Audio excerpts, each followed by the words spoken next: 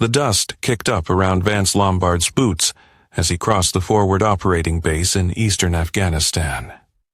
The morning sun beat down on his broad shoulders as he made his way to the communications tent. The rhythmic cadence of his footsteps matched his heartbeat.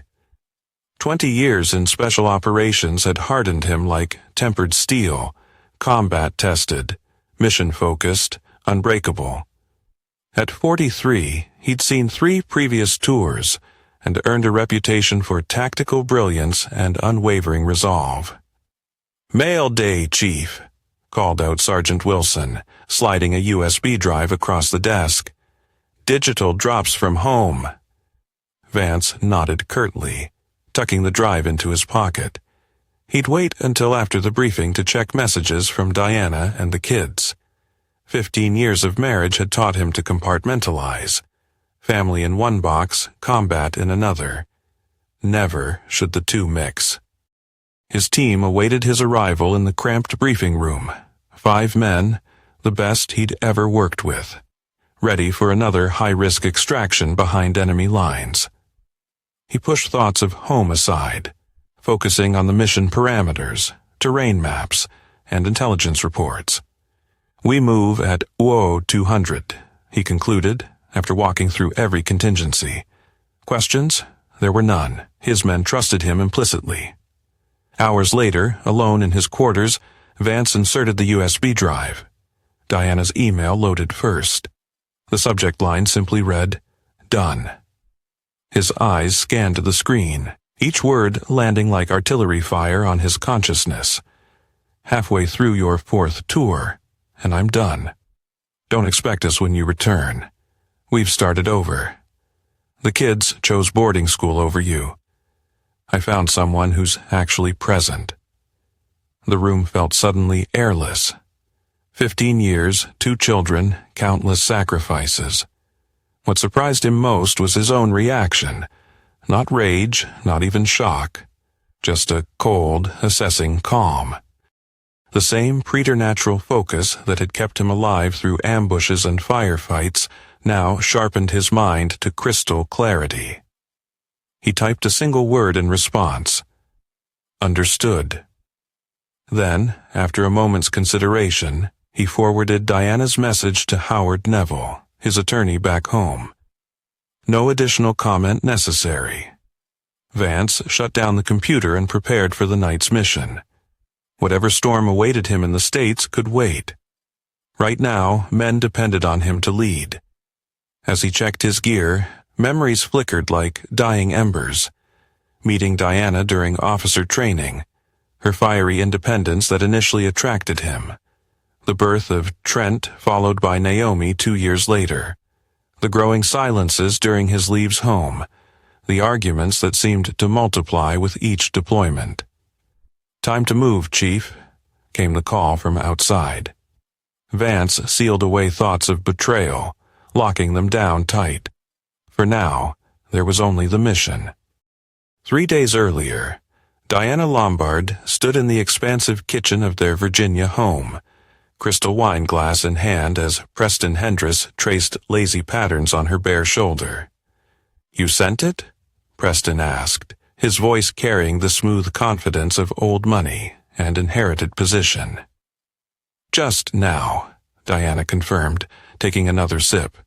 "Vance probably won't see it for days. Military communications being what they are." Preston smiled, satisfaction evident in his aristocratic features. At 47, he possessed everything Vance Lombard didn't. Wealth, connections, and, most importantly, daily presence in Diana's life. "And the children?" he asked. "Already enrolled at Westridge Academy. Full scholarships thanks to your board position." Diana turned to face him. Trent was harder to convince, but Naomi is excited for the opportunity. "Once the divorce is finalized, we'll move them to the lake house." Preston said, "Fresh start for everyone." Diana nodded, though something in her expression wavered. 15 years is a long time to erase. 15 years of playing second fiddle to the military, Preston reminded her. You deserved better.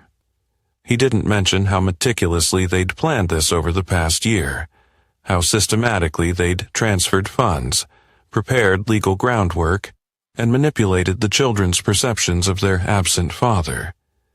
Diana didn't need reminders of the calculated nature of their betrayal. The wine helped blur those edges, soothing her as she toasted to new beginnings. Preston clinked his glass against hers. Diana forced a smile, unaware that the carefully constructed house of cards was already beginning to falter. Howard Neville's law office occupied the top floor of a modest building in downtown Alexandria, Virginia.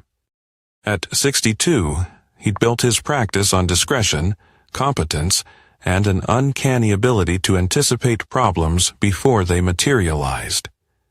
When Vance Lombard's emails appeared in his inbox, Howard recognized it immediately for what it was: the opening salvo in what would likely become a bitter war. The timestamp caught his attention. Vance had forwarded his wife's message within minutes of receiving it. No emotional outburst, no desperate pleas, just cold, tactical awareness that legal protection was needed. Howard picked up his phone and dialed a number he rarely used. "Reynolds, it's Neville. We need to move on the Lombard contingencies immediately." Thomas Reynolds, former military intelligence turned private investigator, had been on retainer for precisely this scenario. 6 months earlier, Vance had visited Howard during leave, expressing concerns about Diana's changed behavior and unexplained financial discrepancies. "Just a precaution," Vance had said then, his expression neutral. Probably nothing. But Howard hadn't built a successful practice by ignoring warning signs. With Vance's authorization, he'd established surveillance protocols, financial safeguards, and legal preparations, all dormant until needed. "All assets?" Reynolds asked over the phone. "Everything," Howard confirmed. "And I want eyes on the Hendris situation, full coverage." "Already have preliminary files," Reynolds replied. "Diana's been meeting him 3 times weekly. Lake House property. I'll send everything encrypted." Howard hung up and composed a brief response to Vance. "Received. Protective measures initiated as discussed. Complete communication blackout recommended until your return. Focus on coming home alive." 3 hours later, Diana Lombard's attempt to access their joint investment account triggered an alert on Howard's phone. The wheels were already turning, exactly as Vance had anticipated they might. Preston Hendris sat behind his mahogany desk at Hendris Capital, reviewing the latest acquisition reports when his assistant buzzed through. "Mr. Hendris, there's a call on line 2. He won't identify himself, but says it's regarding the Lombard situation." Preston frowned. Nobody should know about his involvement with Diana. They'd been careful. "Put him through," he said, straightening his tie. The voice on the other end was unfamiliar, professional, and chillingly direct. "Mr. Hendris, this call is merely a professional courtesy. Certain financial transactions associated with the Lombard family accounts have been temporarily secured. Any attempts to circumvent these measures would be inadvisable." "Who is this?" Preston demanded, feeling a cold knot form in his stomach. "Consider me an interested third party," the voice continued. "Mrs. Lombard's communication with her husband has been noted and appropriate measures taken. Good day." The line went dead. Preston immediately called Diana, who answered in a panic. "The accounts are frozen," she said, her voice tight with stress, "all of them. And the trust fund transfers for the children's tuition bounced." "What's happening?" "He's reacting," Preston realized aloud. "Your husband. He must have received your email." "That's impossible," Diana insisted. "He's in a combat zone. Even if he got it, he couldn't organize this so quickly." Preston's mind raced through possibilities. Unless he anticipated it. Unless he was prepared. For the first time, doubt crept into Preston's calculations. He'd researched Vance Lombard extensively. Decorated Special Operations Officer, moderately successful investments, devoted father despite long absences. Nothing in that profile suggested the kind of preemptive financial maneuvering they were witnessing. "What do we do now?" Diana asked, fear evident in her voice. "We stay the course," Preston assured her, though with less confidence than before. "My attorneys will handle it. This is just a temporary setback." After hanging up, Preston opened his laptop and began researching Vance Lombard more thoroughly. The military records were mostly classified, but certain patterns emerged. Specialized training in psychological operations, advanced tactical planning, and an accommodation for exceptional strategic foresight under extreme pressure. Preston closed the laptop slowly, an uncomfortable realization dawning. Perhaps he hadn't been playing chess against an absent, unsuspecting pawn. Perhaps he'd been moving against a grandmaster who'd seen the board from angles Preston hadn't even considered. The military transport touched down at Andrews Air Force Base at 0600. The gray dawn matched Vance's mood as he descended the aircraft ramp. He'd completed his tour 2 months early, pulling strings accumulated over decades of service for an emergency family hardship return. His commanding officer hadn't questioned it. Vance Lombard had never asked for special treatment before. He wore civilian clothes, a plain black t-shirt, jeans, and a leather jacket that had seen better days. No uniform today. This wasn't military business. Howard Neville waited beside a black SUV on the tarmac, looking exactly as he had 6 months earlier. Gray suit, receding hairline, watchful eyes that missed nothing. "Welcome home," Howard said, extending his hand. "Sorry about the circumstances." Vance nodded once, tossing his duffel into the back seat before climbing in. "Brief me." As they drove, Howard outlined what had transpired. Diana had attempted to access and transfer nearly $2 million from their joint accounts. The children had indeed been enrolled at Westridge Academy, with tuition mysteriously covered despite being well beyond what the Lombards could afford. Preston Hendriss's name appeared on documentation as an educational benefactor. "And the countermeasures?" Vance asked. "All executed as instructed," Howard confirmed. "Primary accounts secured, offshore transfers completed, property titles temporarily frozen pending legal review." "The children?" Howard's expression softened slightly. "Currently at Westridge. Trent seems confused by the situation. Naomi is adapting. Both were told you approved the arrangement before deployment." Vance's jaw tightened, the only visible sign of emotion he'd displayed since landing. "Diana's tried calling you 32 times in the past 48 hours, Howard continued, clearly agitated. "The last several messages involve threats about what she'll tell the children if you don't unfreeze the accounts." "Let her scream," Vance said quietly. "I want every call recorded and transcribed." The SUV pulled up to a modest hotel on the outskirts of Alexandria, not the Lombard family home. "You're sure about not going to the house?" Howard asked. "Positive," Vance replied. "She doesn't know I'm back. Let's keep it that way for now." Howard handed over a new phone and a thick manila folder. "Everything you requested. Phone secure, untraceable. Reynolds's preliminary findings are in the folder, along with the legal documentation." Vance took both without comment. "What's your next move?" Howard asked.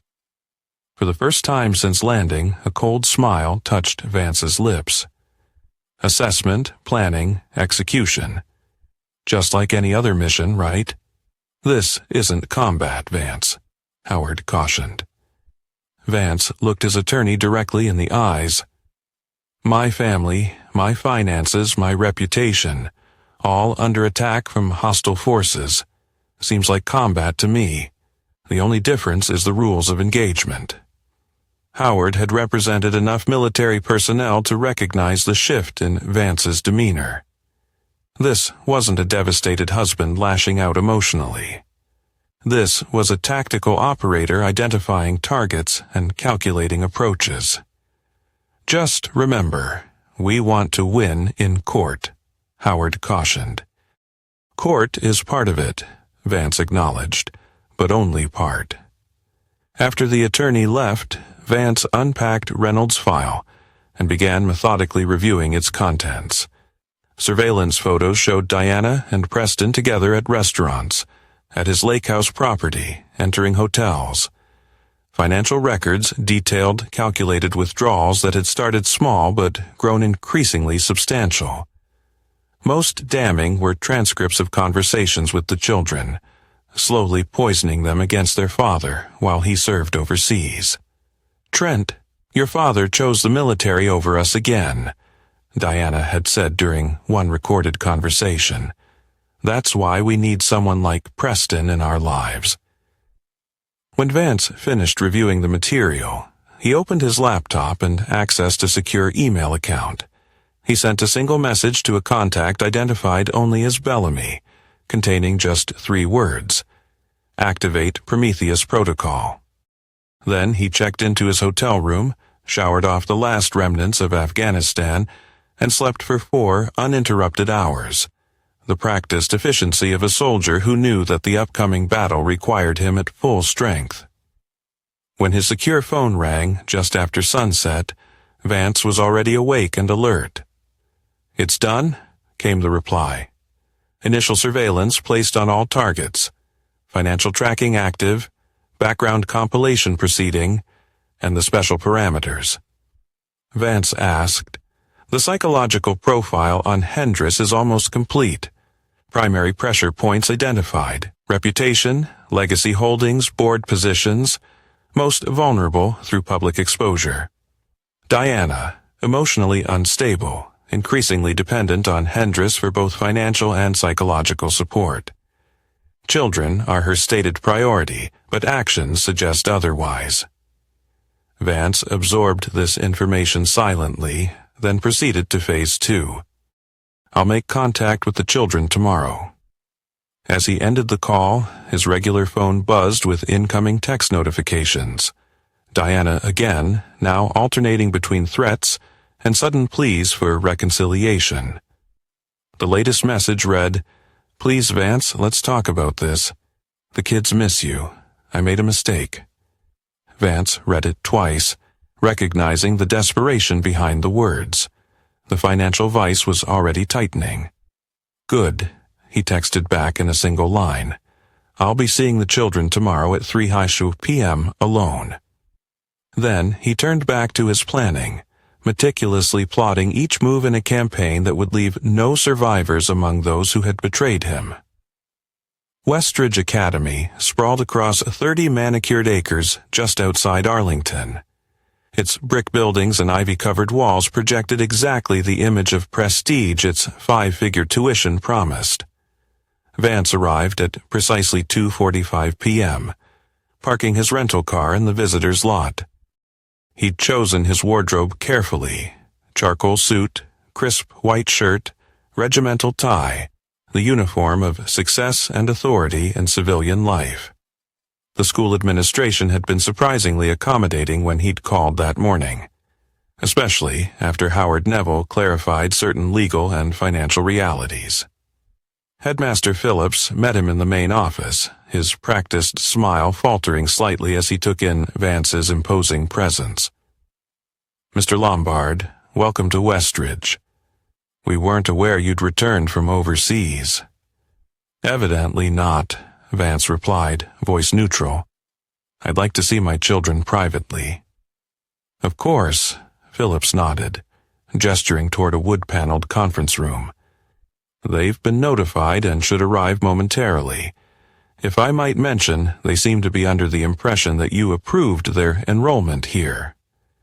"A misunderstanding that will be corrected today," Vance said. Phillips cleared his throat uncomfortably. "Regarding the tuition situation, My attorney will be in touch tomorrow. Vance cut him off. For now, I'd appreciate privacy with my family. The headmaster retreated just as Trent appeared in the doorway, 16 and already nearly as tall as Vance, though lankier. His expression cycled rapidly from shock to confusion to guarded hostility. Dad, what are you doing here? Mom said you weren't coming back for months. Before Vance could answer, 14-year-old Naomi appeared behind her brother. Unlike Trent's defensive posture, Naomi launched herself forward, wrapping her arms around Vance's waist. Daddy, you're home early. Vance embraced his daughter, noting how much she'd grown since his deployment. When he looked up, he caught Trent's expression softening momentarily before the teenager reassembled his defensive wall. Let's sit down, Vance said gently, disengaging from Naomi's hug, but keeping a hand on her shoulder. Is Mom coming? Trent asked reluctantly, taking a seat. No, this conversation is between us. Trent's eyes narrowed. If this is about the divorce, there is no divorce yet, Vance interrupted calmly, and I didn't approve your enrollment here. Naomi's expression crumpled. But Mom said, your mother said many things that weren't true, Vance continued, his tone softening when addressing his daughter.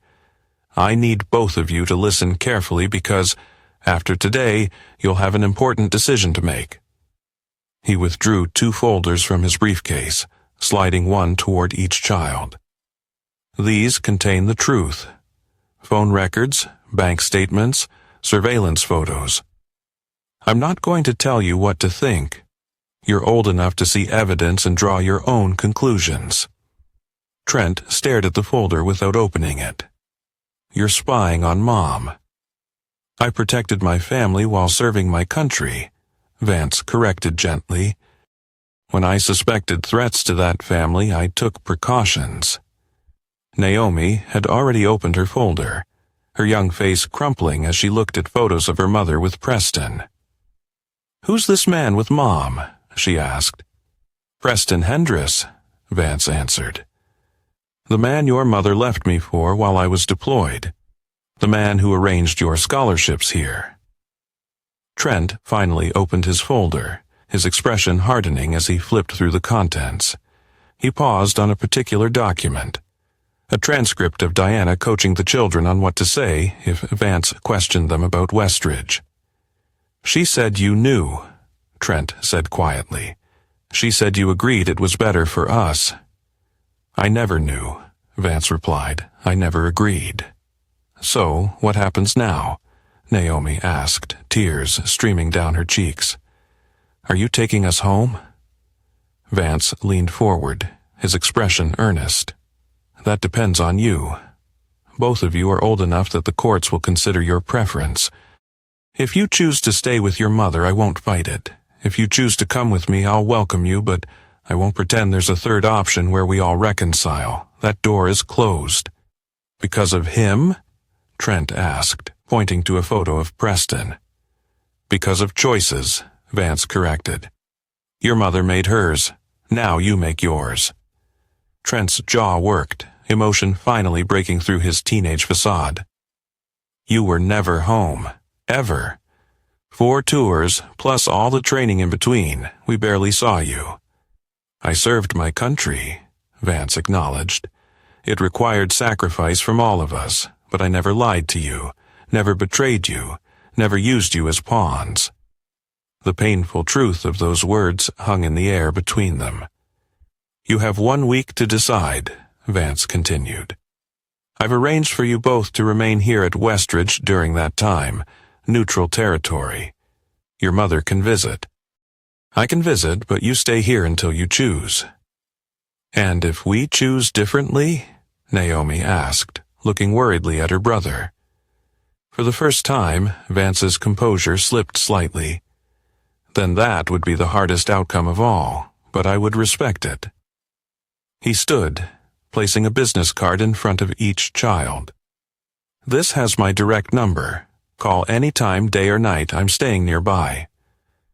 As he turned to leave, Trent's voice stopped him. "Dad? Did you love her? Mom, I mean?" Vance paused, considering his answer carefully. "For 15 years I did, with everything I had." After he left, brother and sister sat in silence.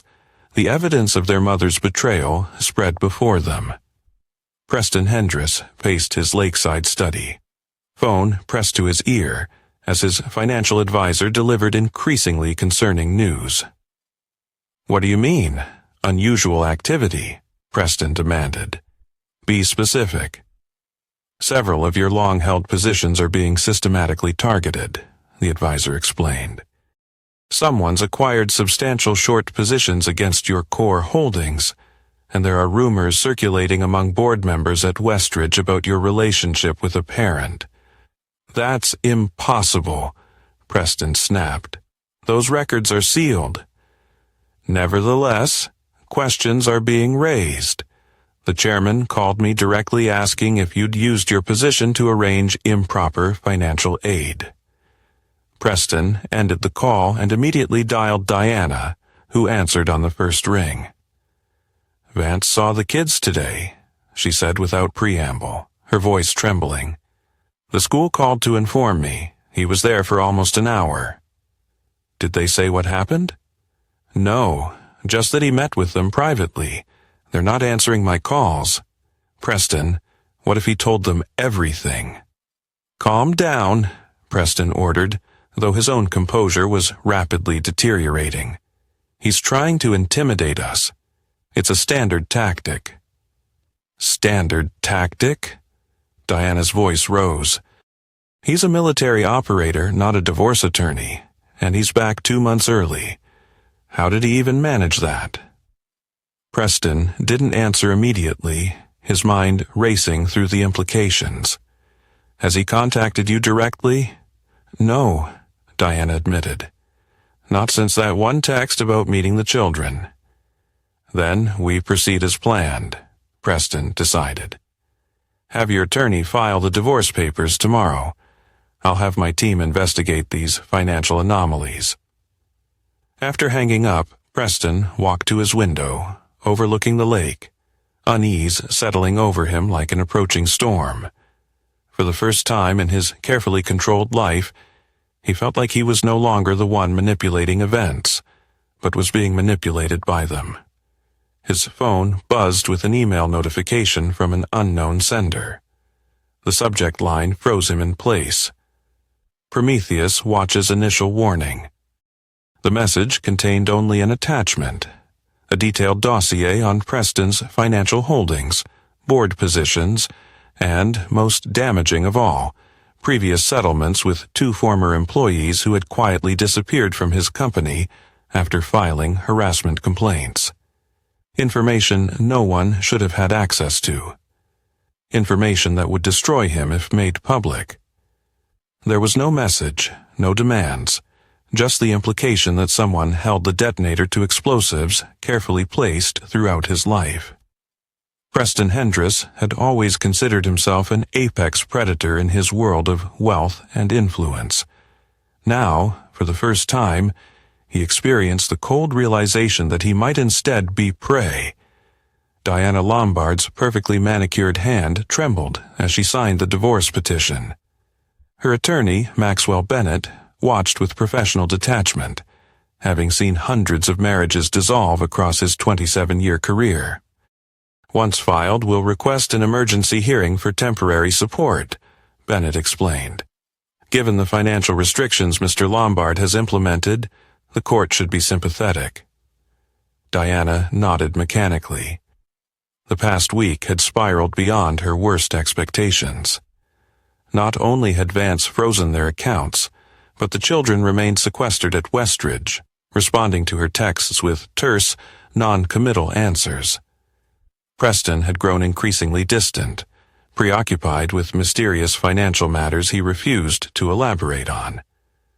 "What about the children's custody?" she asked. Bennett shifted uncomfortably. "Given their ages, the court will consider their preferences heavily." "Have they indicated their intentions?" "They're confused," Diana insisted.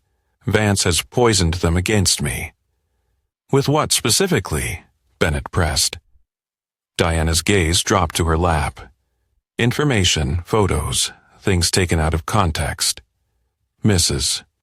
Lombard," Bennett said carefully, "I need to know exactly what evidence your husband might present in court. No surprises." Before Diana could respond, her phone chimed with a text message from Trent. "We need to talk in person tomorrow after classes." Naomi, too. Diana showed the message to Bennett, a flicker of hope crossing her features. "That's promising," the attorney acknowledged. "Children often reconsider initial reactions." Diana nodded, clinging to this small validation. "I'll make them understand once they hear my side." "Just remember," Bennett cautioned, "teenagers value authenticity. If you haven't been entirely forthcoming with me about potential vulnerabilities in your case, now would be the time." Diana stiffened. "I've told you everything relevant." Bennett studied her for a moment, then nodded once. "Then I'll file these papers today. Expect an initial hearing date within 2 weeks." After leaving the attorney's office, Diana drove directly to Preston's corporate headquarters, bypassing his assistant with the familiar confidence of someone accustomed to special access. She found him huddled with 3 men in expensive suits, their conversation ceasing abruptly at her entrance. "Diana," Preston said, his tone notably cooler than usual. "We're in the middle of something."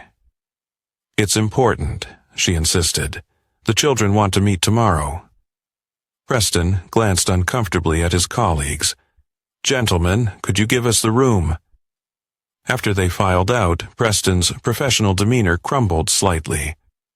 "My shares dropped 12% today. The board is calling an emergency meeting about ethical concerns. 3 major clients have suspended their accounts pending internal review." "What does that have to do with us?"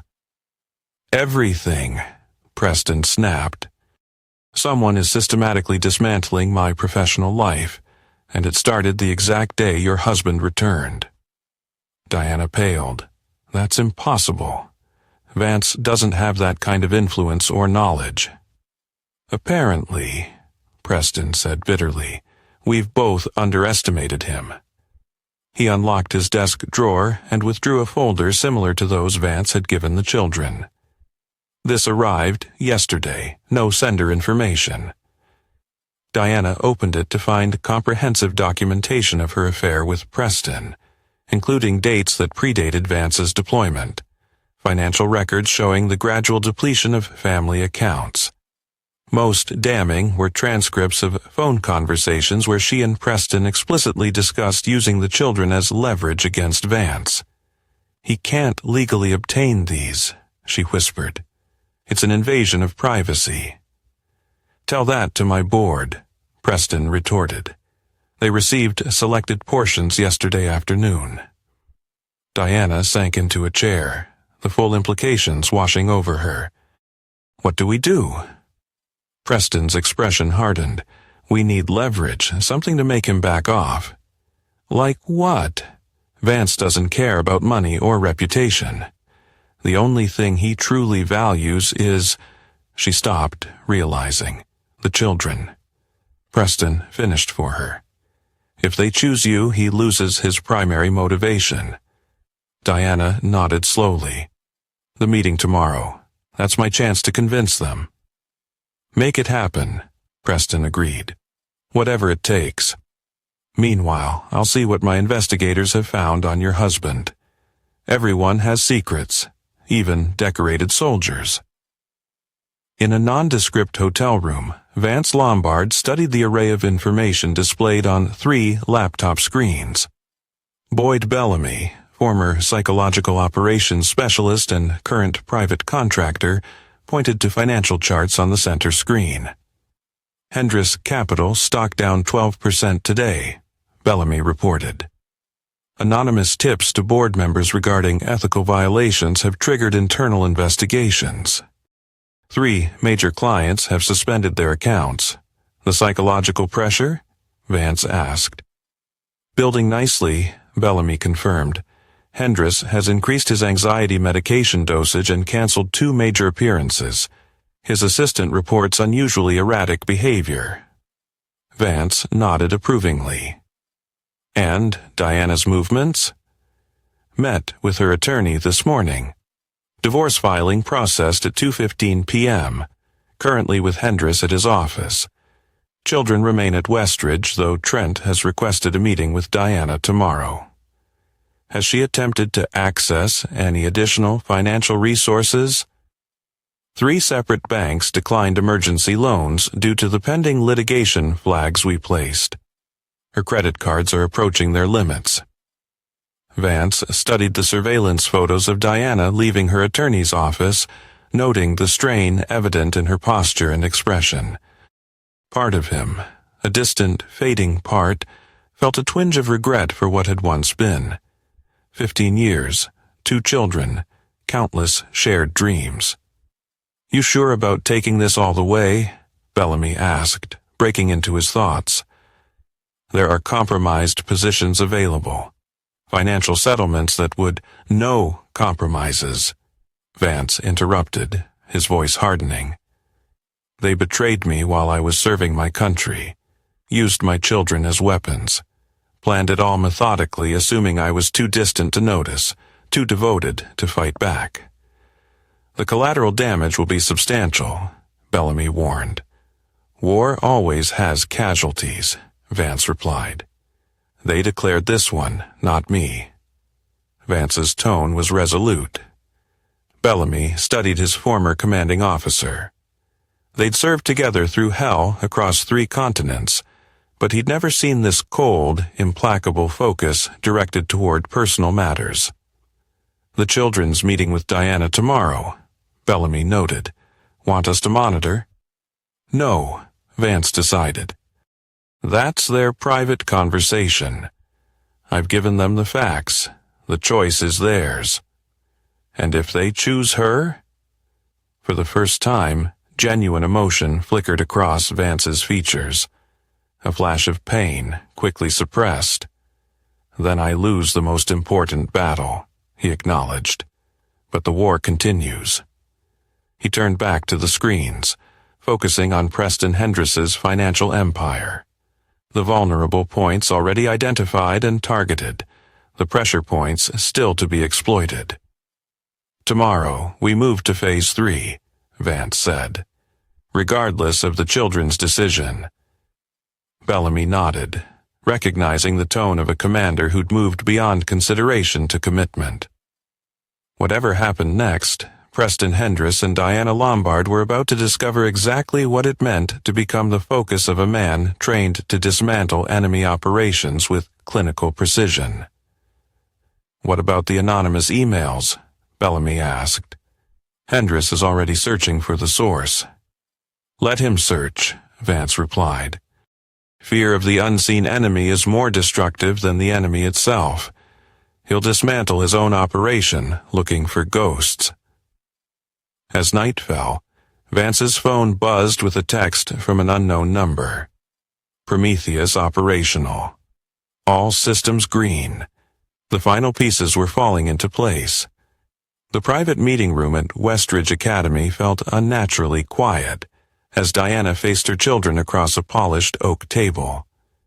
Trent sat ramrod straight, his expression unreadable, while Naomi fidgeted beside him, eyes red-rimmed from recent tears. "Thank you for agreeing to see me," Diana began, struggling to keep her voice steady. "I know things have been confusing lately." "Not confusing," Trent corrected coldly. "Just clear for the first time."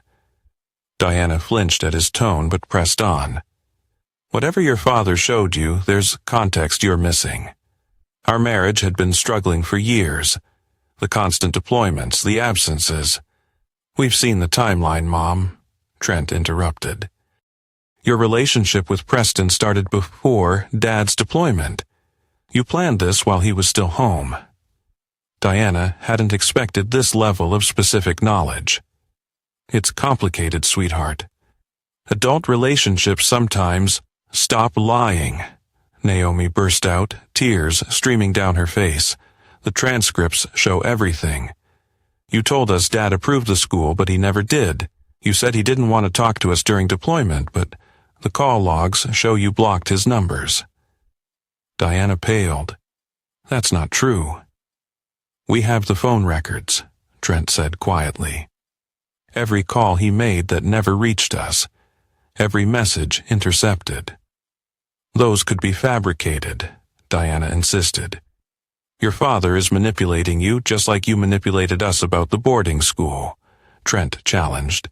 Like you manipulated our trust fund money to pay for your affair. Diana's carefully prepared explanations crumbled under the weight of evidence she hadn't anticipated. I made mistakes, she admitted. But everything I did was to secure our future. Preston can provide opportunities your father never could. Dad risked his life serving our country, Naomi said, while you were stealing from us. The accusation hung in the air like poison. You have to understand, Diana tried again, desperation creeping into her voice. If you choose to live with your father, you'll barely see him. He'll deploy again, leave you with relatives or caretakers. With me and Preston, you'll have stability, opportunities. We've made our decision, Trent interrupted, his voice suddenly older than his 16 years. Diana felt her heart plummet. Both of you, both of us, Naomi confirmed quietly. We're going with Dad, Trent announced. We've already informed Headmaster Phillips and signed the preference statements for the court. Diana's composure finally shattered. You can't do this to me after everything I've sacrificed. You didn't sacrifice anything, Trent cut in, standing abruptly. You took from Dad, from us, and now you're facing the consequences. I'm your mother, Diana cried. Yes, Naomi acknowledged sadly. And we still love you, but we can't trust you anymore. As her children walked out of the room, Diana remained frozen in place. The carefully constructed narrative of her victimhood collapsed around her. Her phone buzzed with a text from Preston. How did it go? She couldn't bring herself to respond. Preston Hendriss's world was unraveling with terrifying speed. The board vote was unanimous, his corporate attorney informed him grimly. Effective immediately, you're suspended pending investigation. Your access to company systems has been revoked. Preston stared out his office window, watching employees hurriedly packing their belongings below. Collateral damage from his sudden fall from grace. The allegations can't be substantiated, Preston insisted. Anonymous tips aren't evidence. The supporting documentation was extensively detailed, the attorney countered, and 3 former employees have now come forward with corroborating accounts, along with evidence their settlements included illegal non-disclosure provisions. Who's behind this? Preston demanded. It has to be Lombard. The attorney shook his head. There's no connection to him in any of the documentation. The information appears to come from internal sources, accounting discrepancies, HR violations, board meeting minutes where you overrode compliance concerns. Those records were secured. Apparently, not securely enough. After the attorney left, Preston tried Diana's number again, cursing when it went straight to voicemail. His own phone had been ringing constantly. Reporters, board members, nervous investors. The empire he'd spent 20 years building was imploding in less than a week. His computer chimed with an incoming email. Another anonymous message. Subject line: Prometheus Phase 3 initiated. The attachment contained a comprehensive analysis of Preston's offshore accounts. Tax havens, he'd assured Diana, were untraceable. Accounts that contained millions diverted from corporate holdings and investor funds. The message body contained just one line. IRS Criminal Investigation Division receives this tomorrow. Preston frantically dialed his personal banker in the Caymans, who confirmed the worst. Someone had initiated transfer protocols using authenticated credentials. The accounts have been emptied. That's impossible. I have the only access codes. Nevertheless, Mr. Hendris, the transfers were properly authenticated to numbered accounts we cannot trace. Panicking now, Preston tried calling Diana again. This time, she answered, her voice hollow. "The children have chosen Vance," she said without preamble. "They've signed legal statements for the court." "Forget the children for a moment," Preston snapped. "We have bigger problems. My offshore accounts have been compromised. The board has suspended me. The IRS is being handed evidence of tax evasion." "What are you saying?" "I'm saying we need to leave today. I have emergency funds and identities prepared. We can be in Buenos Aires by morning." Silence stretched across the line. "Diana, did you hear me? This is serious." "You want me to abandon my children?" she finally asked. "They've already abandoned you," Preston reminded her harshly.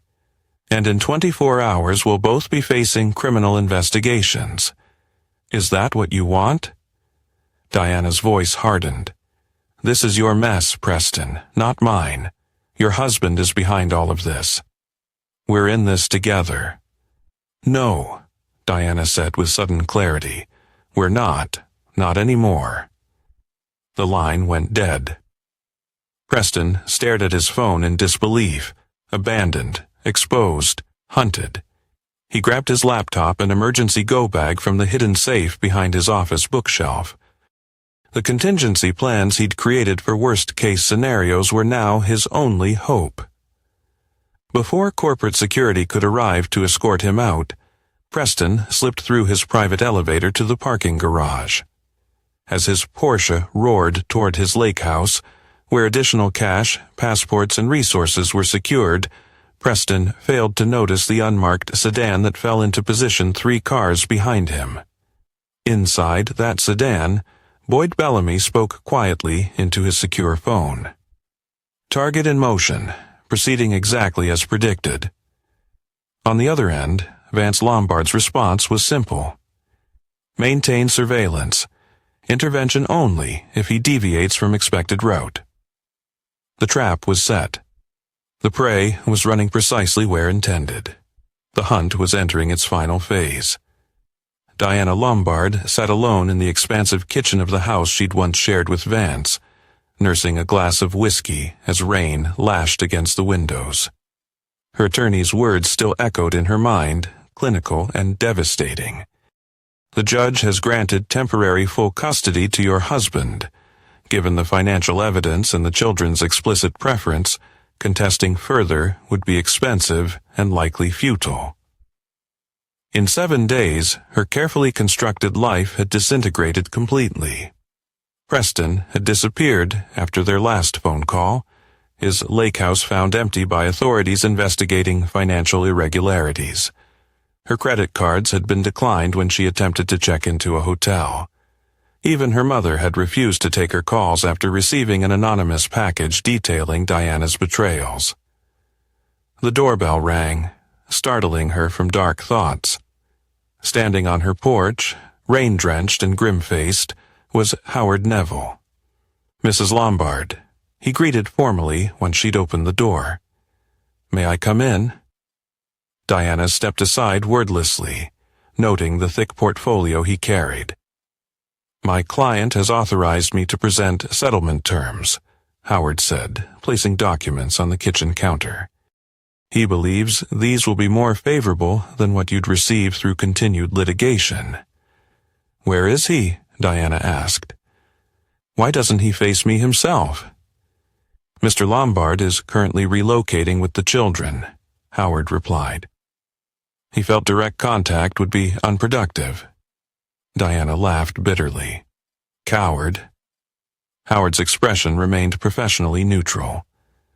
"The terms are straightforward. You receive this house, cleared of liens. A modest monthly support payment for 2 years. contingent upon psychological counseling and substance abuse treatment. Supervised visitation with the children, gradually increasing based on counselor recommendations. Supervised? Diana's voice rose incredulously. On their mother? A mother who conspired to alienate them from their father. Howard countered coldly. A mother who misappropriated their trust funds. The court already agreed with our assessment.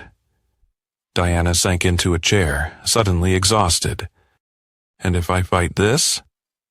Then we proceed to trial with the full evidence package, Howard said, including materials not yet presented to the court regarding your involvement in Mr. Hendriss's financial improprieties. Diana's head snapped up. I had nothing to do with Preston's business affairs. Howard withdrew a particular document from his portfolio. Your signature on these offshore transfer authorizations suggests otherwise. Diana stared at the paper, recognizing her signature, but not the document itself. This is fabricated. I never signed this. Perhaps, Howard acknowledged with unsettling equanimity, but banking authorities and prosecutors tend to believe notarized documents over verbal denials. The implied threat hung heavy in the rain-cooled air. He planned all of this, Diana whispered, horrified comprehension dawning. From the beginning, Mr. Lombard protected his family, Howard corrected. The consequences you're experiencing result from your own actions. Preston said Vance was behind his financial collapse. Howard's expression revealed nothing. Mr. Hendriss appears to have made many enemies through his business practices. His legal problems stem from his own documented misconduct. Diana studied the attorney's impassive face, searching for confirmation of her suspicions. Tell me the truth. How long has Vance been watching us? Planning this systematic destruction? My client foresaw potential threats to his family and took precautionary measures, Howard replied carefully. The scale of intervention escalated proportionally to the threat discovered. Diana laughed hollowly. I never really knew him, did I, all those years? Few people truly do, Howard agreed, his tone softening slightly. The settlement offer expires in 48 hours. I suggest you review it with your attorney. After Howard left, Diana poured another drink and opened the settlement documents. The terms were precisely as described. Survivable, but humbling. A shadow of the life she'd planned with Preston, but more than she deserved, given what she'd attempted to take from Vance. Her phone rang, an unknown number. Hoping against hope it might be Preston with some solution, she answered. Mrs. Lombard, came an unfamiliar male voice. My name is Agent Keller, Federal Bureau of Investigation. We'd like to speak with you regarding your financial relationship with Preston Hendriss. Diana closed her eyes, the last pillars of her former life crumbling around her. When? She asked, her voice barely audible. Our agents are currently parked outside your residence, came the reply. We can proceed now, or you can meet us at our field office tomorrow morning with your attorney present. Diana glanced out the window, noting the dark sedan now visible through the rain. I'll come with you now, she decided, suddenly desperate to escape the empty house filled with memories of a family she'd destroyed. I have nothing to hide. As she gathered her purse and coat, Diana caught her reflection in the hallway mirror. Designer clothes, perfect makeup, hollow eyes. The woman who had believed herself too good for a military husband, too entitled to honor commitment, too clever to get caught. She barely recognized herself. Vance Lombard stood at the window of a modest but comfortable rental home, watching Trent and Naomi explore the backyard despite the light drizzle. They'd arrived yesterday, their few personal belongings hastily packed from Westridge Academy. Their futures uncertain, but somehow lighter without the weight of their mother's manipulations. "They're resilient," observed Louise Patterson, Vance's sister, as she joined him at the window. 10 years his junior and fiercely protective, Louise had flown in from Colorado immediately upon learning of the situation. "They shouldn't have to be," Vance replied grimly. "They deserved better from Diana." "Yes," Louise agreed, "but they got the father they needed." Vance turned from the window. "Did they? I was absent for most of their lives. Physically, maybe, but they never doubted your commitment." Louise squeezed his shoulder. "And now you're here when it counts most." Vance's secure phone vibrated with a text message. Settlement delivered. Deconsidering options. FBI making initial contact now. He slipped the phone back into his pocket without responding. Phase 3 was proceeding exactly as planned. "Will you tell them?" Louise asked quietly, "about everything you did to protect them?" Vance shook his head. "They don't need to know the details, only that their father kept his promises." "And Diana, Preston? How far does this go?" Vance's expression hardened. "Diana has a path to redemption if she chooses it. Limited supervised access to the children. Financial support while she rebuilds her life. It's more than she offered me." "And Hendris?" "He made different choices, different consequences." Louise studied her brother carefully. "The financial collapse, the federal investigation, that's all you're doing, isn't it?" "Hendris destroyed himself," Vance replied carefully. "I merely ensured his actions came to light." "Through your mysterious Prometheus protocol," Louise pressed. Vance allowed himself a small, cold smile. "Special operations teaches you to identify pressure points in enemy infrastructure, create the right vulnerabilities, apply pressure at the right moment, and systems collapse from within." "He's running, you know," Louise noted. "The news says federal authorities have issued warrants."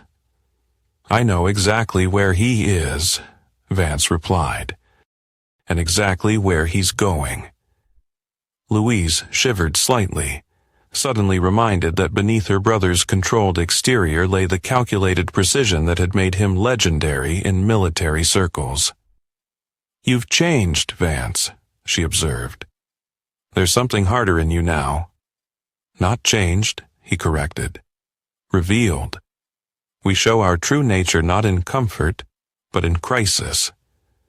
Before Louise could respond, Naomi burst through the back door, rain-speckled and smiling for the first time since Vance's return. "Dad, Trent found a treehouse in the big oak. Come see?" Vance's severe expression immediately softened. "Lead the way, sweetheart." As he followed his daughter into the yard, Vance allowed himself to momentarily set aside thoughts of Diana's downfall and Preston's impending destruction. There would be time enough for that once the children were settled. For now, they needed a father, not an avenger. But Prometheus continued working silently in the background. The trap already set for the final act of justice. Preston Hendris gunned the engine of his sleek black Porsche along the winding mountain road, glancing nervously at his rearview mirror for any sign of pursuit. 3 days on the run had left him haggard and paranoid. His normally immaculate appearance had deteriorated to stubbled cheeks and rumpled clothes, his privileged polish eroded by desperation. The lake house had yielded his emergency resources: $15,000 in cash, 3 alternate identification packages, and a loaded Glock he'd purchased years ago but never needed to use. His final destination was a remote cabin in the Adirondacks, owned through a shell corporation that even Diana didn't know about. From there, he could arrange transport to Canada, then overseas. His phone, a burner purchased at a truck stop, buzzed with a news alert. He glanced down at the headline: Diana Lombard, cooperating with federal investigators in Hendris financial probe. Bitch, he muttered, tossing the phone onto the passenger seat. She turned on him just like everyone else. After everything he'd promised her, everything they'd planned together, the mountain road narrowed as it climbed higher, pine trees crowding closer to the asphalt. Preston checked his GPS, 30 miles to the hidden access road that would lead to his cabin. Then safety, at least temporarily. He rounded a sharp curve and immediately slammed on his brakes. A black SUV sat horizontally across the road, blocking both lanes. Preston's Porsche skidded to a stop mere feet from collision. Before he could reverse, another vehicle appeared behind him, an identical SUV, effectively boxing him in. Preston reached for the Glock in his glove compartment, his hand trembling. The driver's door of the forward SUV opened. A man stepped out. Tall, broad-shouldered, military-bearing. Even without having seen photographs, Preston instantly knew who it was. Vance Lombard. Preston's blood ran cold. How had Lombard found him? How had he known this escape route that no one else knew about? Another man emerged from the rear vehicle, younger, with the same alertness, but a leaner build. Both men approached Preston's car with measured steps, neither appearing armed, but both radiating lethal capability. Preston raised the Glock, pointing it through the windshield. "Advance, and I'll shoot," he shouted. Vance stopped 10 feet from the car, his expression impassive. "No, you won't," he replied calmly. "If you were capable of that kind of direct violence, you wouldn't have manipulated my wife to do your dirty work." "What do you want?" Preston demanded. The gun still pointed, but now visibly shaking in his grip. "A conversation," Vance replied. "One you won't enjoy. I have nothing to say to you." "Then you can listen." Vance took another step forward. "Lower the gun, Hendris. You're not going to shoot a decorated military officer on American soil. Your legal troubles are bad enough already." Something in Vance's absolute certainty made Preston's resolve waver. Slowly, he lowered the weapon to his lap, though he kept his finger near the trigger. "How did you find me?" he asked. Vance smiled thinly. "You think you covered your tracks, hidden assets, shell corporations, escape plans. But I've been tracking men who actually know how to disappear. Trained operatives with government resources for 20 years. You're an amateur. You've ruined me," Preston said bitterly. "My company, my reputation, everything." "No," Vance corrected. "You ruined yourself. I simply ensured you couldn't escape the consequences."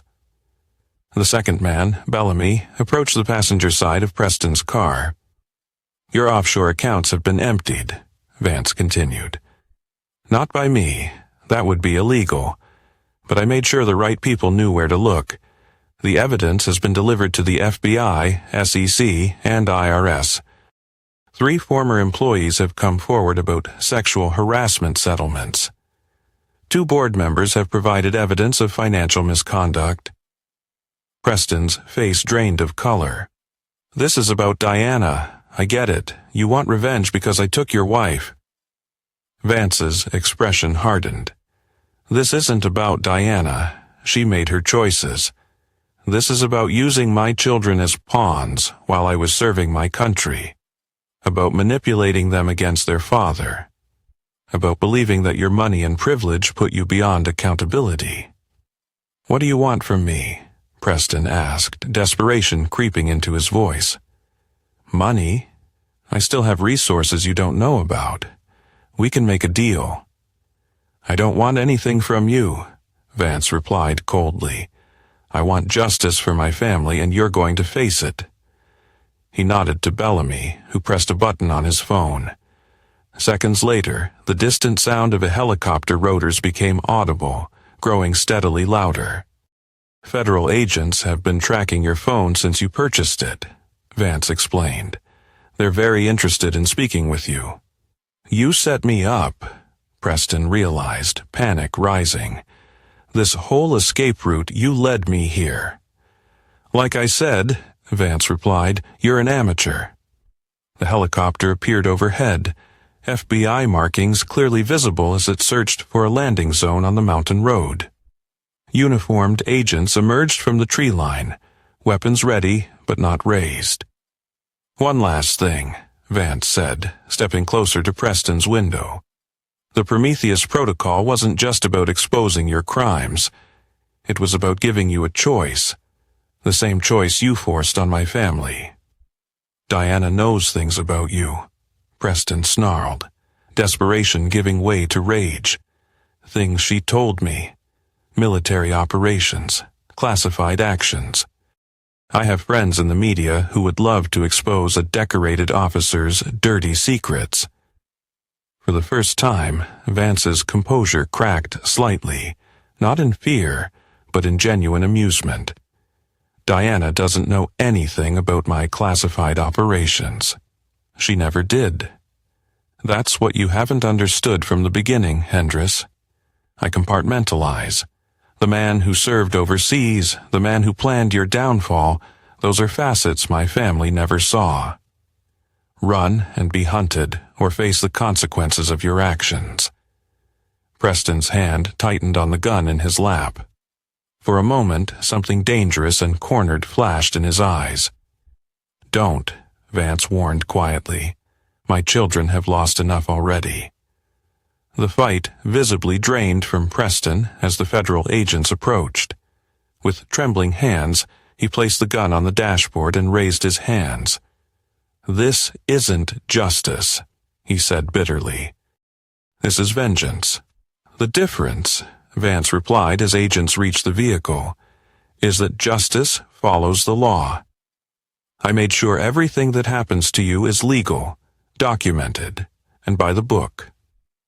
He stepped back as agents opened Preston's car door. That's the thing about men like you, Hendris. You break rules because you think they don't apply to you. I follow them because I know they're what separates us from chaos. Preston's expression contorted with hatred as agents handcuffed him. Your wife never loved you, he spat. She said you were cold, distant, empty inside. She called you a machine. Vance watched him passively as the agents led Preston toward the helicopter. She wasn't entirely wrong, he acknowledged to himself, but machines serve a purpose, and his was protecting what matters. As the helicopter lifted off with Preston secured inside, Bellamy approached his former commander. It's done, he said simply. Vance nodded once. Prometheus complete. Shut it down. And Diana? She made her choice, Vance replied. The consequences are hers to bear. Together, they walked back to their vehicles, leaving behind the mountain road where Preston Hendris's carefully constructed life had finally crumbled to nothing. 3 months later, Vance Lombard sat in Howard Neville's office, reviewing the final divorce decree. The terms were exactly as they'd offered in the settlement. Diana received the house and modest support, while Vance retained full custody of the children with provisions for supervised visitation after Diana completed counseling. She's following the treatment program, Howard noted, observing Vance's expression as he reviewed the visitation schedule. The counselor reports genuine progress. Good, for the children's sake, Vance acknowledged without emotion. They need some relationship with their mother, however limited. And Hendris, plea agreement finalized last week. 8 years federal time, full asset forfeiture, permanent industry ban. Howard studied his client carefully. Does it feel like victory? Vance set down the documents. Victory implies there was something to win. This was damage control, nothing more. Outside the office windows, fall had painted the Virginia landscape in brilliant reds and golds. 3 months had brought significant changes. A permanent home for Vance and the children. Trent's improved grades at his new school. Naomi's gradually returning smile. Small victories in a war that had left permanent scars. The children have asked to see their mother next month. Supervised as agreed. And you're comfortable with that? My comfort isn't relevant. Their healing is. Vance signed the final page of the divorce decree. I won't stand in the way of whatever relationship they choose to have with Diana, but I won't pretend for their sake either. Meaning I'll never forgive her, Vance stated plainly. Not for the affair, not for the betrayal, not for using our children as weapons. That chapter is permanently closed. Howard nodded, understanding the finality in his client's voice. In your military career, the Pentagon has offered reinstatement with promotion. Declined, Vance replied. My children need stability now. I've accepted a private security consulting position. Limited travel, regular hours. As they concluded their business, Vance's phone buzzed with a text from Louise. Kids picked up from school. Trent aced his history test. Dinner at 6. A small smile, genuine and unguarded, briefly softened Vance's features. Outside the law office, autumn sunlight bathed the streets in golden light as Vance walked to his car. 3 months ago, he'd returned from combat to find his personal life under attack. He'd responded with the same methodical precision that had kept him alive through 20 years of military service. Identifying threats, developing strategy, executing with unwavering resolve. The cost had been high. His marriage destroyed, his children traumatized, his trust in relationships permanently damaged. But he protected what mattered most, and that was enough. Diana Lombard sat alone on a park bench, watching families stroll along tree-lined paths as she waited for her weekly counseling appointment. The past 3 months had stripped away everything she'd once considered essential. Social standing, financial security, even her role as mother. The federal investigation had eventually cleared her of criminal involvement in Preston's schemes, accepting her cooperation as evidence of ignorance rather than complicity. But the social judgment had been harsher. Friends had disappeared, country club memberships quietly lapsed, invitations stopped arriving. Her phone chimed with a calendar reminder. 30 days until her first supervised visit with the children. The court-appointed counselor had been surprisingly supportive, helping Diana confront hard truths about her choices, her motivations, her failures as a wife and mother. It's not about forgiveness, the counselor had explained during their last session. It's about accountability. Your children need to see you accept responsibility without excuses before healing can begin. Diana had nodded, understanding intellectually, but struggling emotionally with the humbling reality of her position. She'd thrown away a devoted husband and damaged her children's trust, all for a relationship built on lies and manipulation. As she walked toward her counselor's office, Diana passed a newsstand with the day's headlines. Preston's face stared back from the financial section. Hendris sentencing concludes federal fraud case. She didn't stop to read it. Preston Hendris belonged to her past now, along with the woman she'd been while with him, entitled, selfish, blind to consequences. The path forward was steeper and far less glamorous, but it was the only one available. Her counselor had asked during their first session what Diana wanted most from the future. A second chance with my children, she'd answered without hesitation. And Vance? The counselor had pressed. Do you want reconciliation there as well? Diana had laughed bitterly. Vance doesn't give second chances, not to those who betray him. I burned that bridge completely. Now, approaching the counselor's office, Diana accepted that reality without self-pity. Some actions couldn't be undone. Some trust, once broken, could never be restored. But perhaps with time and genuine change, she could earn a place, however small, in her children's lives again. It would never be what it was, but it might eventually be something real. In the backyard of their new home, Vance watched Trent practicing lacrosse shots against a net, while Naomi sketched beneath a maple tree. 3 months of stability had begun healing wounds that had seemed irreparable upon his return. Louise emerged from the house with a tray of drinks. "Earth to Commander Lombard," she teased. "Dinner in 20 minutes. Vance accepted the offered glass, his gaze still on his children. "They're adapting better than I expected." "Kids are resilient," Louise replied, "especially when they know they're safe." "Safe?" Vance repeated thoughtfully. That was always the mission, wasn't it? In the field and at home. "Speaking of missions," Louise said carefully, "Boyd called, asked if you'd reconsider the Pentagon's offer." Vance shook his head. "That chapter's closed." "Is it? Or are you just afraid of leaving them again?"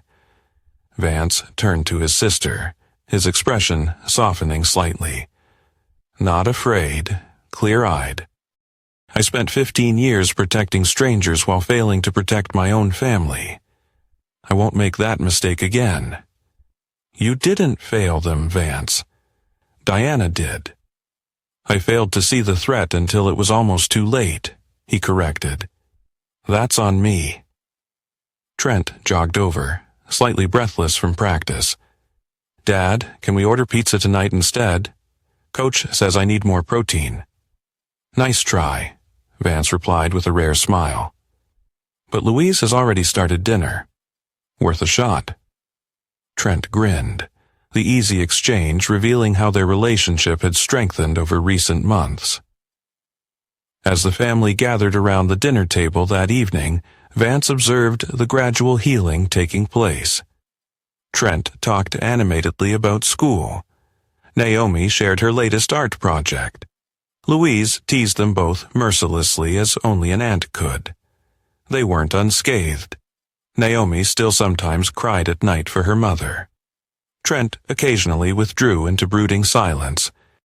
The upcoming supervised visit with Diana loomed as both anticipated and dreaded, but they were moving forward. Not as the family they had been, but as the family they could still become. Later that night, after the children had gone to bed, Vance sat alone on the back porch, nursing a single glass of bourbon. His phone lit up with a message from Howard. Final paperwork filed. Divorce officially complete. He set the phone aside, letting the finality of that statement settle over him. 15 years of marriage ended with legal documents and court proceedings. The betrayal still burned when he allowed himself to feel it, which wasn't often. Diana had made her choice. Preston had calculated wrong. Both had paid the price for underestimating him, for believing that his absence meant weakness, for thinking they could use his children as pawns without consequences. Vance had responded as he'd been trained, identifying the threat, developing strategy, executing with precision. No emotion, no hesitation, no forgiveness. The mission was complete. His family, or what remained of it, was secure. As he gazed up at the star-filled sky, Vance acknowledged the truth that Diana had sensed but never fully understood. Part of him was indeed machine-like, cold, calculating, relentless when threatened. The same qualities that had kept him alive through combat served him now in civilian life. He wouldn't apologize for that nature, wouldn't pretend remorse for actions that had protected his children, wouldn't offer forgiveness to those who had betrayed sacred trusts. Some fires weren't meant to be extinguished. Some bridges were meant to stay burned. Some betrayals couldn't and shouldn't be forgiven. Vance Lombard finished his bourbon and returned inside, closing the door on the past and focusing only on what remained. The mission still before him, the family still worth fighting for, and the uncompromising code that defined him. Not all warriors laid down their swords when leaving the battlefield. Some carried them forever, not out of inability to change, but out of clear-eyed understanding of human nature. Trust, once shattered, could never be fully restored. Betrayal, once committed, permanently altered the landscape. This was his truth, unapologetic and absolute. And in this, as in all things, Vance Lombard remained unforgiving.